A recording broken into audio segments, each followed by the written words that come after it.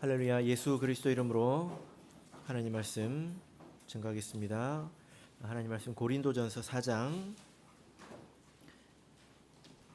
14절에서 21절까지 말씀을 저와 여러분이 한 절씩 교독하겠습니다.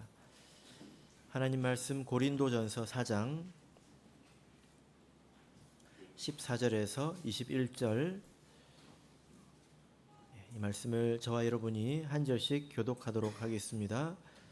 14절, 내가 너희를 부끄럽게 하려고 이것을 쓰는 것이 아니라 오직 너희를 내 사랑하는 자녀같이 권하려 하는 것이라.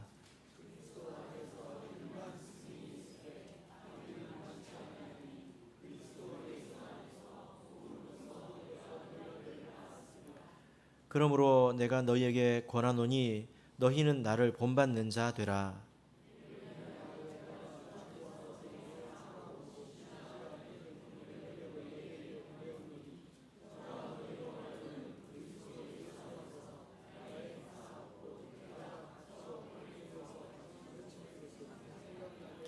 어떤 이들은 내가 너에게 나아가지 아니할 것 같이 스스로 교만하여졌으나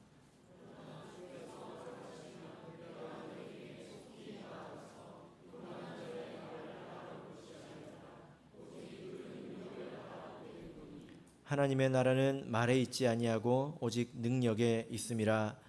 너희가 무엇을 원하느냐? 내가 매를 가지고 너에게 나아가랴. 사랑과 온유한 마음으로 나아가랴. 아멘.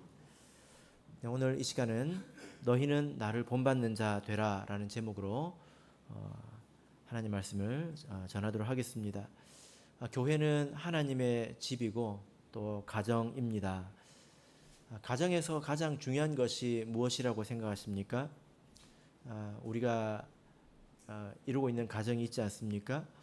이 가정에서 가장 중요한 것은 우리가 성경을 보자면 부부 사이의 관계가 가장 중요합니다.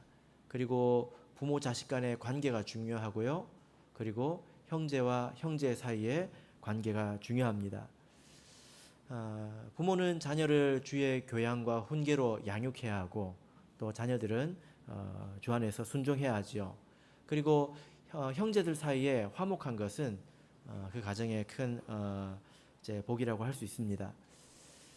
우리가 욥의 가정을 생각해 보면 욥에게는 7명의 아들과 3명의 딸이 있었습니다.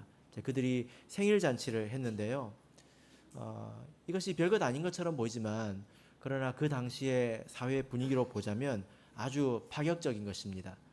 그때는 딸들은 함께 할 수 없었거든요. 그러나 그런 사회적인 분위기를 초월해서 아들과 딸이 함께 이제 모일 수 있었다고 하는 것은 그들이 굉장히 화목하다라는 것입니다. 이것이 온전한 가정의 표본입니다. 그리고 욥이 자기의 자녀를 위해서 얼마나 염려했는지를 한번 보시길 바랍니다. 만약에 지금 정신과 의사에게 욥기 1장 1절을 보여주고 욥에 대해서 진단을 해보라고 한다면 결벽증이라고 진단을 하지 않을까, 그렇게 생각을 해봅니다. 부모로서 자녀들의 신앙에 대해서 관심을 가지고 그토록 염려하는 것이 하나님 보시기에 아름다운 모습이라는 거죠. 반면에 이와 반대의 모습을 가진 가정이 있는데요. 다름 아닌 이삭의 가정입니다. 그 야곱이 부모를 속이고 또 형제를 속이지 않았습니까? 그래서 성경에서 야곱을 뭐라고 부르고 있습니까? 지렁이라고 부르고 있잖아요. 근데 사실 원문으로 가서 보면 벌레입니다. 벌레. 지렁이 같은 너 야곱아, 이게 아니라 버러지 같은 너 야곱아, 이렇게 부르고 있는 것입니다. 이것은 하나님께서 아주 미워하신다는 것입니다. 그래서 우리가 교회, 이 가정을 놓고 보자면 부모와 자식 간의 합당한 관계, 그리고 형제와 형제 사이의 사랑의 관계, 이것이 가장 중요한 것입니다. 교회는 하나님의 집이지요. 그러면 교회에서는 무엇이 가장 중요할까요? 우리 부모 대신 하나님과 우리 자녀된 성도들과의 관계에서는 순종이 중요합니다. 그리고 또 하나 무엇이 중요합니까? 우리가 다 하나님만 잘 믿으면 되느냐, 그런 것이 아닙니다. 우리 성도와 성도 사이에 화목한 것은 우리 교회로서 아주 중요한 것입니다. 그래서 만약에 어떤 사람들이 자기가 무언가 가지고 있다 하면서 뭘 좀 안다 하면서 성도들 사이에 화목하지 못한다면 그것은 정말 기본이 안 된 것이죠. 가장 중요한 것을 잃어버리는 것과 마찬가지라는 것입니다. 그래서 오늘 우리가 지금 고린도전서를 계속 보고 있는데요. 고린도 교회를 보면 세상에 허무한 것들을 가지고 자랑하고 그리고 그것을 가지고 편을 나누고 서로 이제 다투고 싸우고 있는 모습을 보면 어쩌다가 이 사람들이 이렇게 되었을까? 그리고 사람들 이제 말을 잘 듣지 않습니다. 어떻게 이렇게 되었을까? 이런 생각이 듭니다. 그들도 처음부터 뭐 이렇게 나쁜 상태이지는 않았겠죠. 지난 시간에 말씀드렸지만 이들도 처음에는 다 고개 숙이고 겸손한 모양으로 세례를 받았다는 것입니다. 그런데 사람이 이렇게 이제 변했다라는 거죠. 그래서 누구든지 이와 같이 될 수 있습니다. 그것을 경계하는 마음으로 우리가 말씀을 다시 보도록 하겠습니다. 자, 14절부터 16절까지 말씀을 우리 다시 읽어보겠습니다. 14절에서 16절 읽겠습니다. 시작. 내가 너희를 부끄럽게 하려고 이것을 쓰는 것이 아니라 오직 너희를 내 사랑하는 자녀같이 권하려 하는 것이라. 그리스도 안에서 1만 스승이 있으되 아비는 많지 아니하니 그리스도 예수 안에서 복음으로써 내가 너희를 낳았음이라. 그러므로 내가 너희에게 권하노니 너희는 나를 본받는 자 되라. 네. 바울이 고린도 교회 성도들을 아주 심한 어조로 책망했습니다. 여러분께서는 지금까지 신앙생활을 해오면서 이런 책망을 한 번이라도 들어본 적이 있는지 궁금합니다. 바울 사도가 뭐라고 책망했습니까? 그들이 무지하다고 했습니다. 신령한 것들은 알아보지도 못하고 세상에 허무한 것, 정말 무가치한 것들을 가지고 자랑하고 있다니 얼마나 무지한 것이냐. 그리고 그들을 놓고 교만하다고 했습니다. 죽을 만큼 고생을 한 사도들보다 먼저 천국에 간 행세를 하고 있지 않습니까? 사도들은 이렇게 고생하고 있고 붙잡은 것으로 여기지 않고 아직도 앞으로 가야 된다고 생각하고 있는데 너희들은 이미 천국에 도착했구나. 이 말은 무슨 말입니까? 그들이 굉장히 교만하다는 것입니다. 이런 말을 바울 사도가 지금 했다는 거예요. 그런데 사실 우리 성도 여러분, 혹시 어떤 목자님에게 당신은 참 무지합니다. 당신 참 교만하시네요. 뭐 이런 이야기를 들어보신 적이 아마 없으실 거예요. 그만큼 이 고린도 교회 상태가 지금 심각하다라는 거죠. 그러나 바울 사도가 이렇게 책망하는 것은 14절 말씀을 보시면 내가 너희를 부끄럽게 하려고 이것을 쓰는 것이 아니다. 내가 너희들에게 이렇게 책망하는 것은 너희를 부끄럽게 하려고 하는 것이 아니다. 뭐라고 말하고 있습니까? 사랑하는 자녀같이 권하는 것이다. 정말로 이 권면이라고 하는 것도요. 사랑이 없으면 하기 어렵습니다. 적당한 거리감이 있으면 적당히 하고 말죠. 그죠? 바울 사도가 이렇게 지금 책망하고 있는 이유는, 이렇게까지 책망하고 있는 이유는 그동안 고린도 교회 성도들이 누구의 말도 듣지 않았기 때문입니다. 아무 말도 효험이 없었기 때문이죠. 누가 와서 뭐라고 말을 해도 그들이 변하지 않고 돌이키지 않았기 때문에 바울 사도가 이렇게까지 이야기하고 있는 것입니다. 여러분, 만약에 바울 사도가 이렇게 이야기했다고 하는 것은 결심을 하고 이야기하는 것이거든요. 어떤 결심이겠습니까? 미움받을 결심을 하는 것입니다. 그리고 돌아설 수도 있다는 결심입니다. 그런 마음을 가지고 지금 바울 사도가 이렇게 책망을 하고 있는 것입니다. 그래서 15절을 보시면 15절에 아주 유명한 말씀이죠. 이 말씀은 이런 맥락 속에서 등장합니다. 그리스도 안에서 1만 스승이 있으되 아비는 많지 아니하나니 그리스도 예수 안에서 복음으로써 내가 너희를 낳았음이니라. 이 말씀을 아주 많이 인용을 합니다. 그런데 어떤 뜻으로 인용을 할까요? 바울 사도가 이런 말을 하고 있는 이유가 뭘까요? 이 말씀의 그 의미를, 원문의 의미를 한번 살려보자면, 그리스도 안에서 1만 스승이 있다면, 혹은 있다 하더라도 그러나 아비들은 많지 않다, 이런 뜻입니다. 이게 무슨 의미일까요? 우리가 좀 오해하지 말아야 될 텐데요. 이것은 교회의 교사를 무시하는 그런 표현이 아닙니다. 1만 스승, 교사 별 쓸모가 없다, 아비가 있어야 된다, 그런 뜻이 아닙니다. 초대교회는 교사라고 하는 공식적인 직분이 있었습니다. 그리고 그 직분은 아주 존귀한 직분으로 여겨졌습니다. 우리 고린도전서 12장을 보실까요? 고린도전서 12장 28절입니다.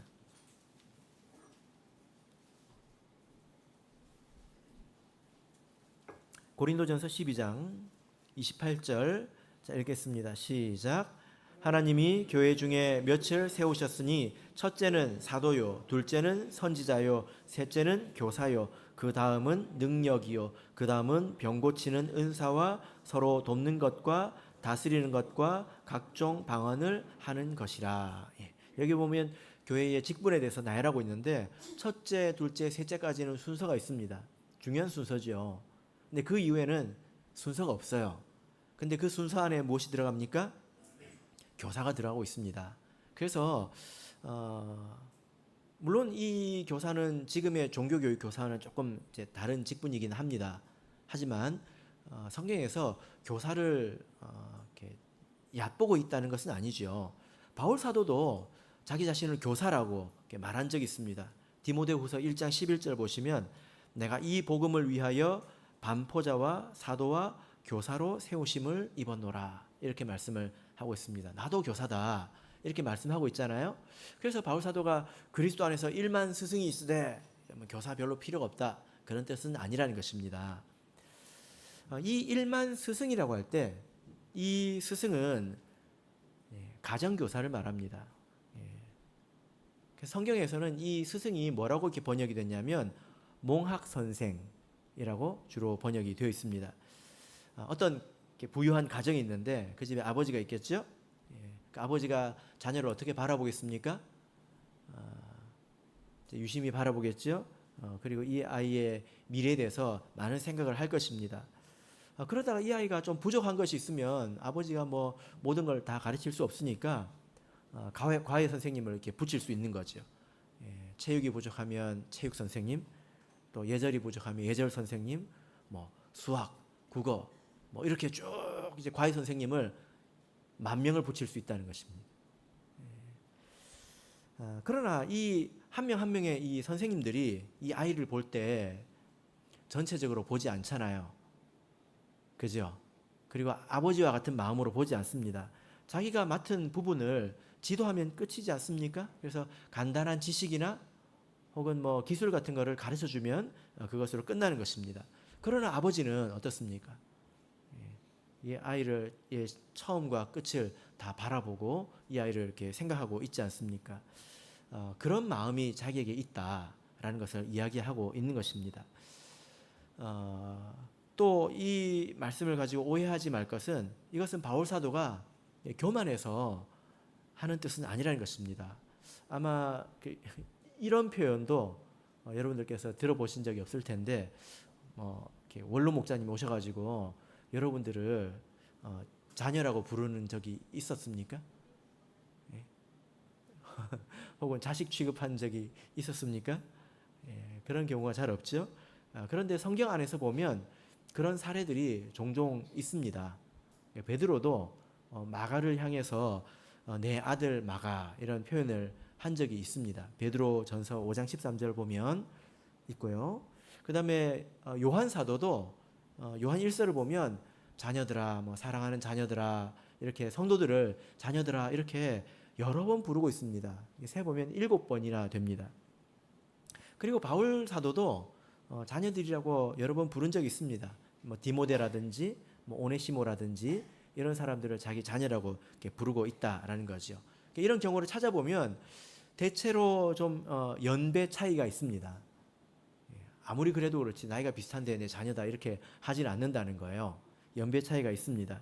그리고 이것은 어떤 군림하고 지배하는 뭐 그런 차원에서 말을 하는 것이 아니라 아끼고 사랑한다는 것입니다. 그래서 모든 좋은 것을 다 물려주는 그런 관계를 이제 말하는 거죠. 그래서 바울 사도가 이렇게 성도들을 향해서 나의 자녀들아 뭐 이제 이렇게 말하는 것은 아주 특이한 것은 아니라는 것입니다. 근데 사실 따지고 보면 바울 사도야말로 이렇게 고린도 교회 성도들을 향해서 자녀라고 부를 수 있는 또 그런 사람이지 않겠습니까? 예, 우리 갈라디아서 4장 19절을 보겠습니다. 바울 사도는 이런 마음이 있었다는 거죠. 갈라디아서 4장 19절입니다.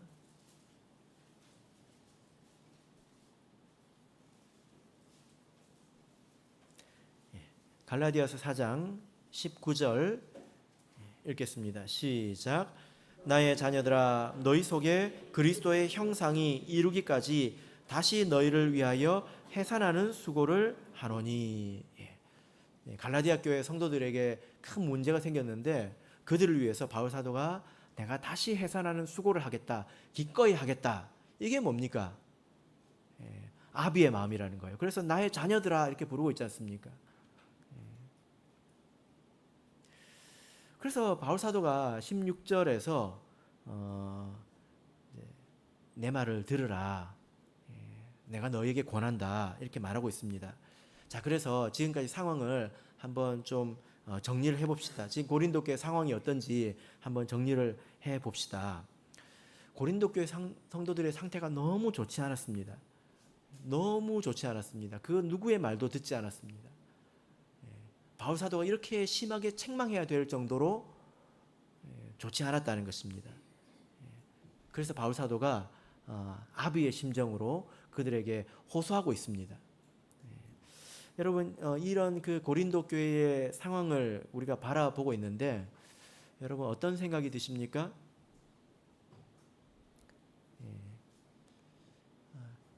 이런 그 모습, 예를 들어서 뭐 여러분 다른 교회 이야기 듣는 거 좋아하시잖아요. 제가 막 갑자기 설교를 하다가 서울에 어디에 강남교회에 그럼 성도님들 눈이 번쩍 떠집니다. 이렇게 눈이 번쩍 떠집니다. 예. 지금 고린도 교회를 제가 이야기해드리고 있는 거예요. 다른 교회 이야기가 궁금하지 않습니까? 예. 이랬다는 것입니다. 그래서 이런 모습들을 이렇게 바라보면 저는 두 가지 생각이 듭니다. 뭐냐면은 사람이 이렇게 될 수도 있구나. 사람이 이렇게 무지하고 완악하고 교만해질 수 있구나. 이런 생각을 해봅니다. 고린도 교회 성도들을 보면 정말 무지합니다. 영적으로 눈을 감았습니다. 눈을 뜨고 있지 않아요. 그리고 교만합니다. 아무것도 아는 것이 없는데 뭐가 된 것처럼 여기고 있습니다.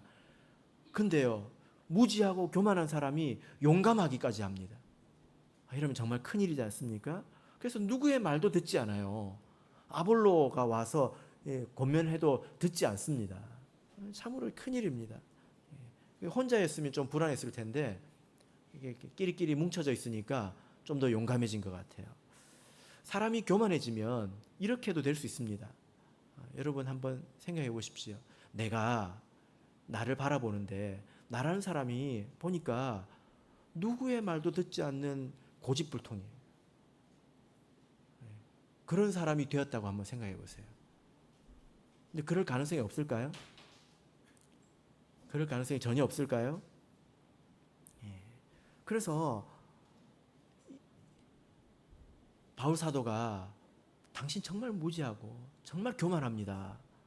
라고 이렇게 말해야 귀에 들릴 정도로 그렇게 마음이 굳어졌다고 한번 생각해 보십시오. 나라는 사람이 이럴 가능성이 없는 건 아니겠죠. 그죠? 그렇습니다. 우리가 누구든지 이런 사람이 될 수 있고 그리고 당연히 저도 이런 것에 대해서 염려하고 있습니다. 옛날에는 제가 이제 목자님을 보면 목자님은 죄 지을 일이 별로 없다고 생각했어요.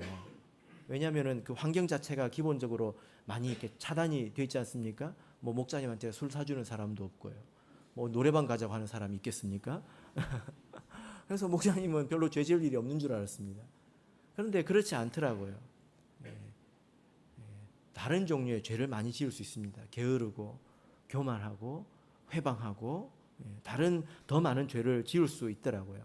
거기에다가 사실 또 들을 기회가 많이 없습니다. 들을 기회가 없고 주로 말을 하는 입장이 있다 보니까 자기 생각이 단단해지면 단단해지지 부드러워지기가 참 어렵다는 것입니다. 그래서 가끔 이제 지난번에 말씀드린 것처럼 해외에서 목자님들이 오시면 그쪽 나라는 어때요? 이제 이런 대화를 해보면서 뭐 빨간 양복 입은 목자님이라든지 뭐 수염 기르는 목자님이라든지 이런 이야기를 들어봅니다. 그런 이야기를 들으면 제가 어떤 생각이 드냐면 무사히 정년퇴직을 해야 될 텐데 이런 생각이 정말 듭니다.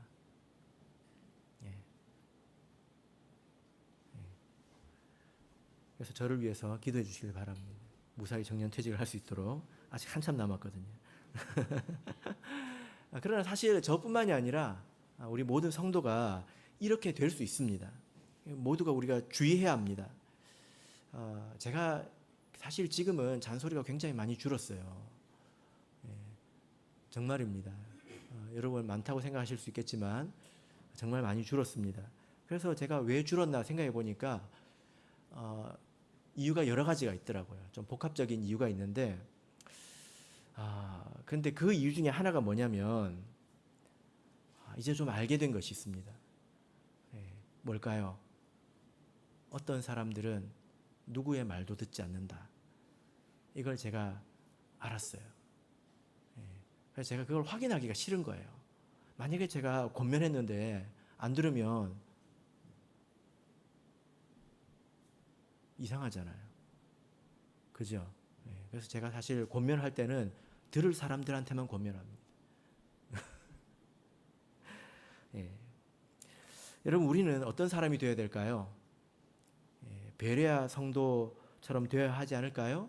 마음이 열리고 또 귀가 열려서 하나님 말씀을 받는 자가 되어야 되지 않을까요?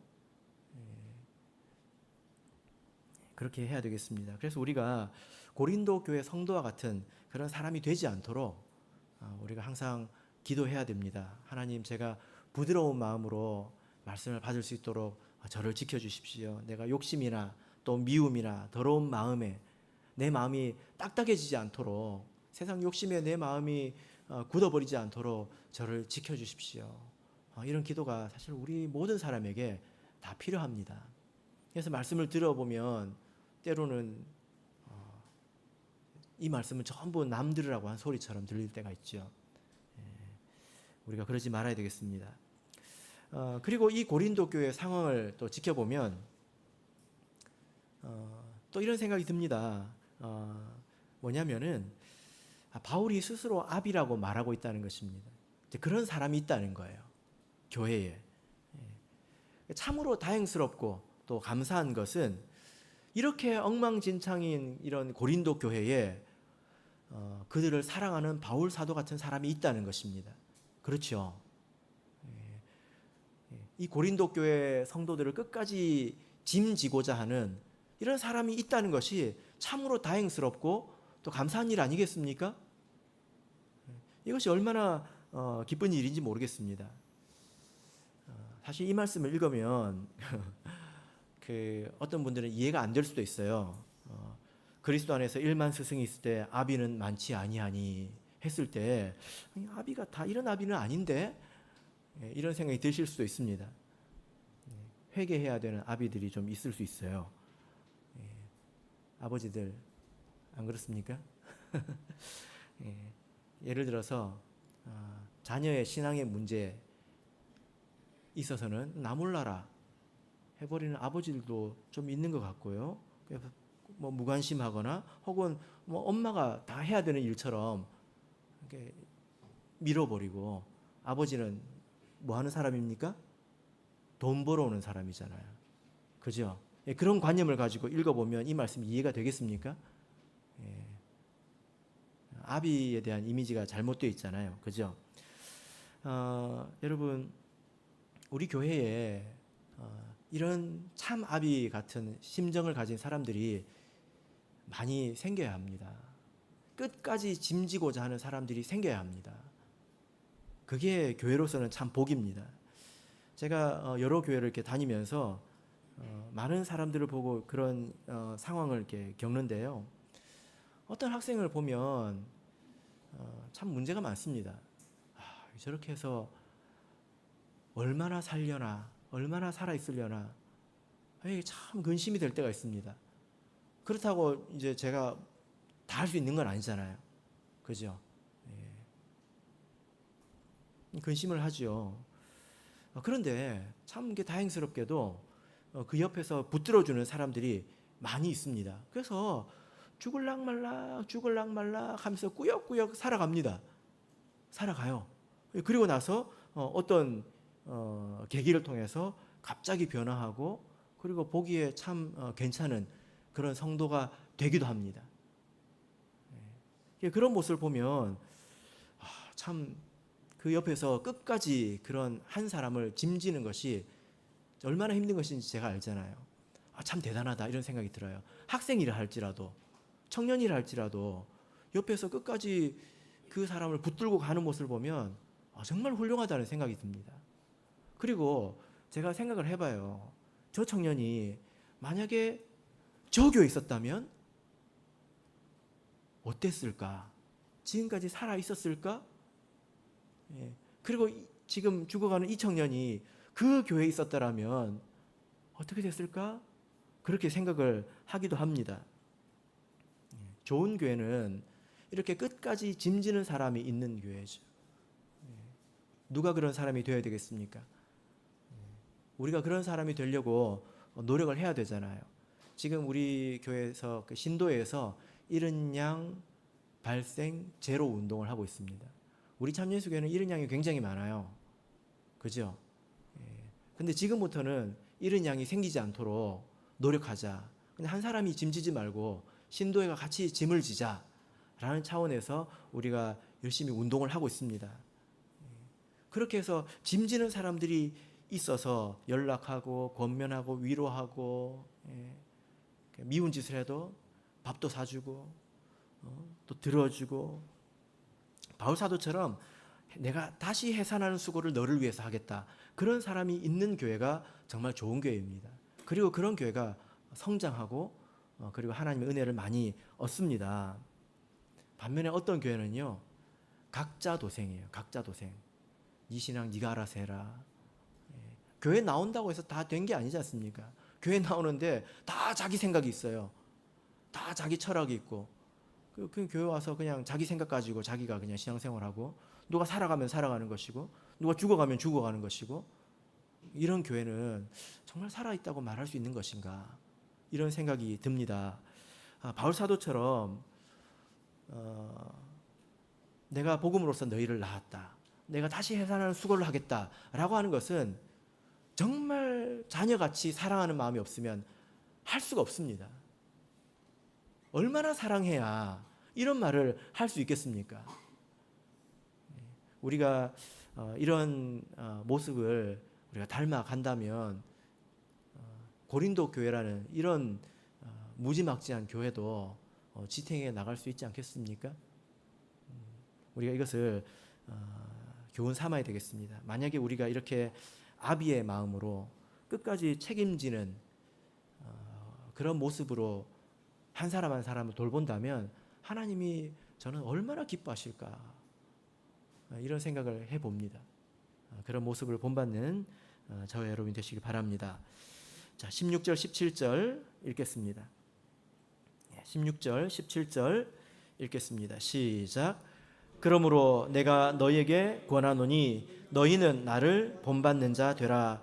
이를 인하여 내가 주 안에서 내 사랑하고 신실한 아들 디모데를 너희에게 보내었노니 저가 너희로 하여금 그리스도 예수 안에서 나의 행사 곧 내가 각처 각 교회에서 가르치는 것을 생각나게 하리라.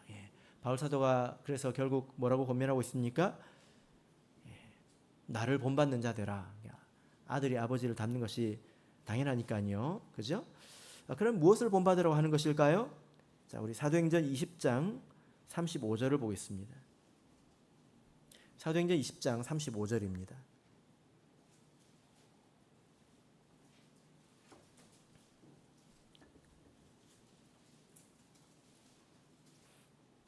사도행전 20장 35절 같이 읽겠습니다. 시작.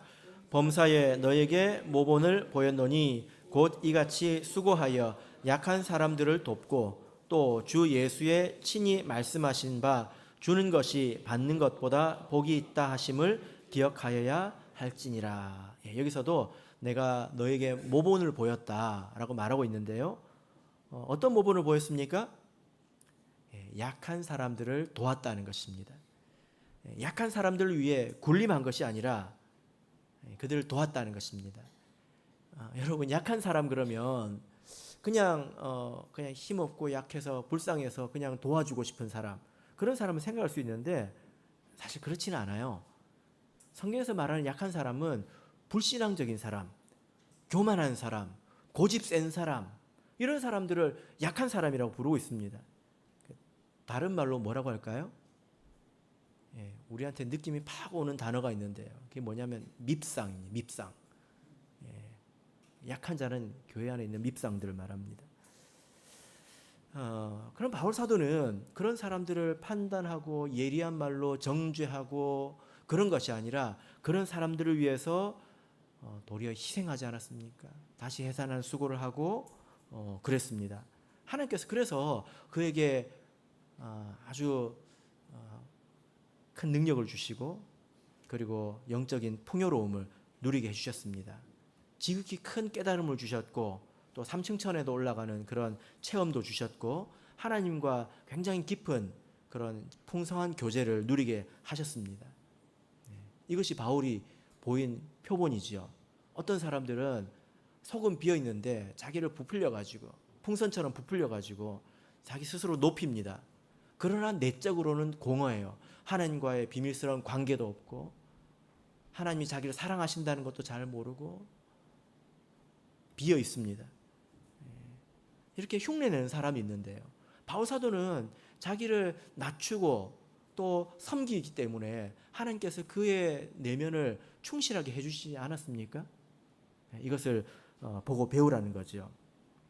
자, 17절 보시면 바울 사도가 디모데를 보냈다 이렇게 말씀하고 있습니다.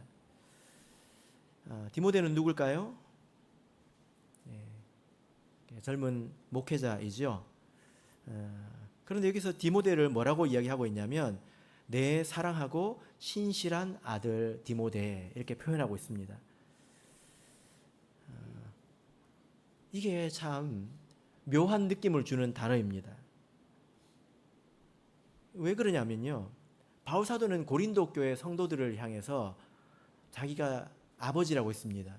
그런데 고린도 교회 성도들이 자기 자녀라고 하진 않아요. 내 아들을 너에게 보냈다라고 이야기하고 있죠. 그죠? 그래서 바울 사도가 이 아들은 바울 사도가 살아온 삶을 생각나게 하는 그런 사람이다. 여러분 이 표현을 다시 한번 읽어보시길 바랍니다. 17절 중반부터 보면 저가 디모데를 말합니다. 저가 너희로 하여금 그리스도 예수 안에서 나의 행사 내가 각처 각 교회에서 가르치는 것을 생각나게 하리라. 여러분 이와 같은 칭찬이 또 있을까요? 바울 사도가 아까 뭐라고 얘기를 했습니까? 바울 사도가 내가 범사에 모본을 보였다. 약한 사람을 도왔다. 이런 걸 이야기하잖아요. 그죠? 바울 사도의 그런 행동을 디모데를 보면 바울 사도의 모습이 생각날 거라는 것입니다. 이런 칭찬이 또 있을까요? 이것은 아주 극찬이죠. 바울 사도의 그런 겸손이나 낮아짐, 섬김, 그런 능력, 이런 것들을 생각나게 하는 사람이라는 것입니다. 바울 사도가 이렇게 이야기한 것은 어쩌면 고린도 교회 성도들을 조금 꼬집는 말이 아닐까요? 그죠? 내가 너희를 자녀같이 여겨서 내가 아비같이 너희에게 가르친다. 그리고 내 아들을 너에게 보내준다. 이렇게 말하고 있지 않습니까? 그래서 우리가 이 디모데와 같이 바울을 생각나게 하고 또 예수님을 생각나게 하는 그런 사람이 되어야 되겠습니다. 우리 교회가 이런 사람이 계속 늘어나야 되겠죠? 자기를 비우고 또 교회를 섬기고 채우는 사람, 끝까지 한 사람 한 사람을 책임지는 사람, 나 먹기 살기 바쁘고 내 코가 석자이고 우리가 언제까지 그런 삶을 살 수는 없지 않습니까? 자, 18절에서 20절을 보겠습니다. 18절에서 20절 읽겠습니다. 시작. 어떤 이들이 내가 너에게 나아가지 아니할 것 같이 스스로 교만하여졌으나 그러나 주께서 허락하시면 내가 너에게 속히 나아가서 교만한 자의 말을 알아볼 것이 아니라 오직 그 능력을 알아보겠노니 하나님의 나라는 말에 있지 아니하고 오직 능력에 있음이라. 하나님의 나라는 말에 있지 않다. 능력에 있다는 것입니다. 이 말씀을 제가 찾아보니까 2년 전에 이 말씀을 주제로 말씀을 전한 적이 있었습니다. 유튜브 가서 들어보시기 바라고요. 너무 길어지니까. 약한 자를 보고 비수 같은 말로 비판하는 게 자랑이 아니라는 것입니다. 하나님 나라는 그런 말에 있는 것이 아니라 약하고 미운 짓을 하는 자를 보고 그런 사람 앞에서도 자기를 낮추어서 섬기고 세워주는 것이 능력이라는 것입니다. 하나님의 나라는 그런 능력이 있는 거지요. 그렇게 자기를 비우는 사람에게 하나님께서 신령한 것으로 또 참된 능력으로 채워주시지 않겠느냐. 바울 사도에게서 우리가 보고 배우는 것이 그것 아니겠습니까? 우리가 어쩌면 바울 사도의 지식과 능력 이런 것들을 부러워할 수 있겠는데요. 그러나 또한 바울 사도는 자기를 비우고 예수님처럼 그들을 섬겼다는 것을 우리가 또한 기억해야 되겠습니다. 오늘 이 바울 사도가 고린도 교회에 권면한 것을 우리가 잘 배우기를 바랍니다. 그저 겉도는 신앙인이라든지 이렇게 살아갈 것이 아니라 우리도 바울 사도의 모범을 따라서 조금씩 나아갈 때에 바울 사도처럼 속이 꽉 찬 그런 신앙인이 될 것입니다. 저와 여러분이 그런 성도가 되기를 예수 그리스도 이름으로 축복합니다. 우리 다 같이 찬송하겠습니다.